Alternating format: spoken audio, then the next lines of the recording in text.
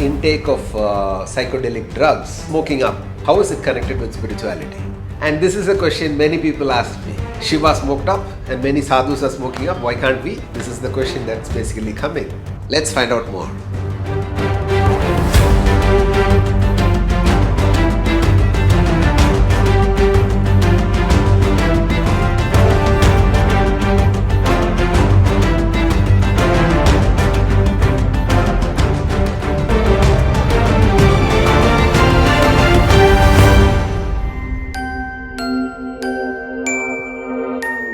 Namaskaram and welcome to the Himalayan journey. Diaries where I am documenting my journey through the Himalayas and taking you along. As I was just searching on the net about Kasar Devi, one thing that was coming up often in many articles, including a Nat Geo article, was that there is something called as a Van Allen belt.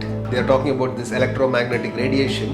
They say that there are only 3 places in the world where this phenomenon of Van Allen belt happens, where the radiation is minimum, and because of that it is conducive for meditation. And the 3 places are Kasar Devi and the other 2 being MACHU in Peru and Stonehenge in the British Isles. I was intrigued. Searching about this phenomenon, who had spoken about Kasar Devi being this Van Allen belt radiation spot. The name came up was Timothy Leary. He is described as the hero of American consciousness on one end, and called by Richard Nixon as the most dangerous man in America. So who is this Timothy Leary? In the 1960s, he conducted many clinical trials using LSD and other psychedelic drugs. He was fired from the Harvard University for having subjected his students into these experiments. Along with him was Richard Alpert, who later came to be known as Ramdas. So Ramdas took on a different route, moving away from drugs into seeking the actual transformation. He came in touch with Neem Karoli Baba, and the rest is history. So this Timothy Leary was arrested 36 times in different countries for possession of drugs and also for promoting drugs. Now what does smoking up or intake of psychedelic drugs how is it connected with spirituality? And this is a question many people ask me. Shiva smoked up and many sadhus are smoking up. Why can't we? This is the question that's basically coming. Even when I am in the Himalayas sitting with some babas or sadhus on the roadside, the youngsters who come there want to ask the babas, the sadhus, just one thing. Baba, prasad hai kya? So by prasad, they are just asking for weed to smoke up. People are looking for experiences that can break their present level of perception and experience of the world by resorting to drugs. It does break through your perception of through your 5 sense organs and show you a glimpse of something else. But the problem is, once the effect of the drug wears off, you're back to square one, because through drugs there is no internal transformation that happens. Sadhguru had mentioned once about these cannabis receptors which are naturally present in the brain. So I did a little bit of searching about this and found that in the year 1991 they discovered endocannabinoids, which mean endo mean in situ, which is there within us. And these are receptors. The first kind that was discovered was named as anandamide. Anandamide meaning ananda means bliss, because it causes bliss when it is stimulated.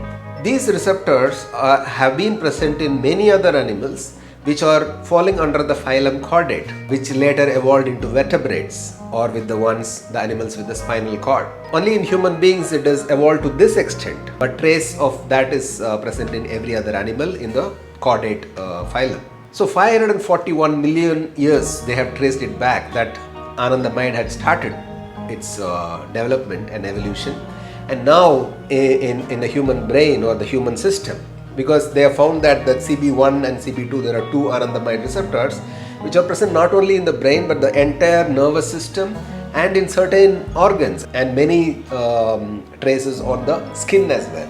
Experiments which were conducted with low intake of anandamide had revealed stress and anxiety reduction and a certain sense of bliss. They affect brain areas that influence pleasure, memory, thinking, concentration, movement, coordination, sensory, and time perception. When the intake was beyond a certain dose, they found there was a reduction in coherence and understanding and perception and even mobility. Anandamide is also found to develop, to create a stronger immune system, and it is also found to increase dopamine effect, which increases the pleasure factor, but because of dopamine being induced, it also created an addiction, like craving for the drug once the effect was wearing off.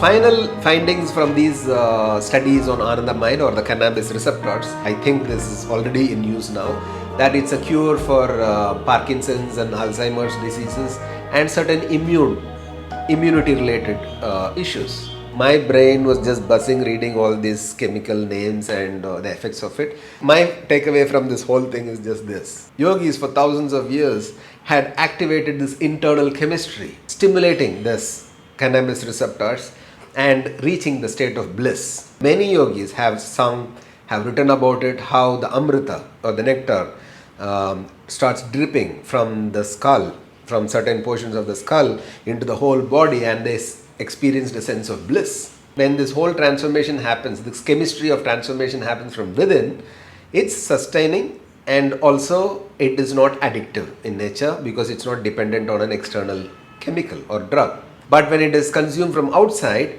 it induces experiences, but you're back to square one.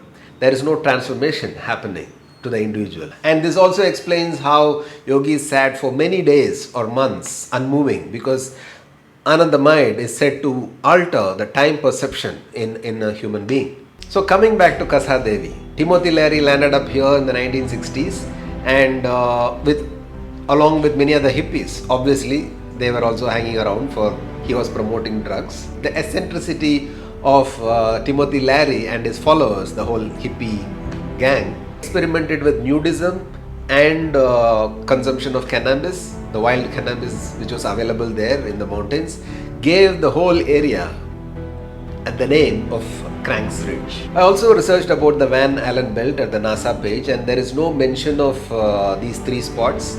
So I don't know how far that is true, although there is a board actually kept at Kasar Devi which says that NASA had stated this, but on the official NASA page I couldn't find any such mention, because the Van Allen belt's very existence starts from 2,000-3,000 kilometers upward till 20,000 kilometers, and it is related to the cosmic rays and the solar storms and the electromagnetic particles which come or caught by the Earth's magnetic poles, and that sort of saves the Earth from these solar storms. While interacting with the Earth's magnetic field, it creates these auroras and other magnetic storms. So that claim is sort of not yet proven according to the NASA side, but one thing that we need to understand is this whole Van Allen belt connected to the Kasar Devi started only after Timothy Leary landed up there. But even before that, for centuries, for 2000 years, this place had identified as a place which is suitable for spiritual sadhana, and they had established a Durga temple, which is the Kasar Devi, and there is a Shiva temple also a little above in the hill. Even in 1890, Swami Vivekananda had spent some time here. The cave is still maintained there, just behind the Kasar Devi cave, where Swami Vivekananda had spent time meditating, and he also journaled here. So we know about his experiences meditating here. Rabindranath Tagore, Anandamayi Ma, Neem Karoli Baba, these people have also visited and spent some time here. One of the famous fusion dance maestro during the 1930s and 40s, Uday Shankarji and his troupe, they had set up an academy here, and he was somebody who experimented with ballet dance, with Indian classical dance, and Kumauni Ramleela, had his academy here. While the basic rock cave temple has been in existence since time immemorial, there are also a few inscriptions which date back to 2nd century BC by the kings, that it says that it was built by the king, and I couldn't read that because it's in a different hieroglyphics altogether. But they say that it states that it is from the 2nd century BC. This present temple shape was given by the Birla family in the year 1948. So all this had happened already, and it was recognized as a place where many yogis and sadhus spent time doing sadhana. before Timothy Leary landed up there and made it a Crank's Ridge. There is also Sharada Mat on the other side of the Crank's Ridge. Apart from the powerful Devi and Shiva temple there, this point offers a panoramic view of the Himalayas and the Almora Valley as well. There is a 270-degree view. It's a beautiful spot to spend time. I actually went there only to stay there for 2-3 days, but I spent around 5 days there because the place that I was staying in was a homestay kind of place called Jungle Resort, owned by Kishan Singh Mehra and his family. And his interaction, his sharing, because he has brought up there, he started sharing me lots of things about Kasar Devi and took me to a few places which were less known. And his own grandfather's sister was a sannyasi, sadhvi, who went on Parivrajaka and came back and took samadhi, about which we will look at it in the next episode.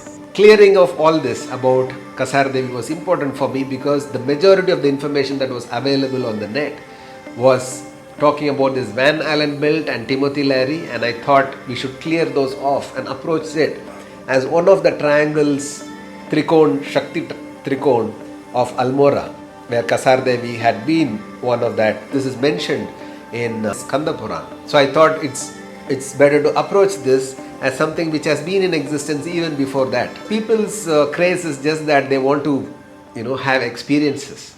Experiences are important only in the initial stages when there is doubt in the seeker's mind if I am proceeding in the right direction or not. But experiences by themselves do not transform a person. Those are just like milestones. They are not the destination by themselves. And one of the best lines that I like when Sadhguru says this, that you saw Shiva, so what? I saw a banana. Because unless some experience transforms you, it doesn't matter really. So this place has created transformation in many people's lives. I don't know to what extent within, but externally they manifested their creativity through their music, dance, books and poetry and art. Some of them being D.H. Lawrence, Cat Stevens, Bob Dylan, George Harrison from the Beatles, a Danish mystic Alfred Sorensen, the Tibetan Buddhist Guru Lama Anagarika Govinda, and the Western Buddhist teacher Robert Thurman, whose daughter Uma Thurman also got the opportunity of growing up there as a child in Kasar Devi. These spaces can actually trigger creativity, trigger certain aspects within individuals who are open to the energies and spend time there irrespective of sadhana or not. Especially if somebody has been initiated into certain sadhana, going and spending time in such spaces can definitely be conducive. More about Kasar Devi in the next episode. Till we meet again, Namaskar.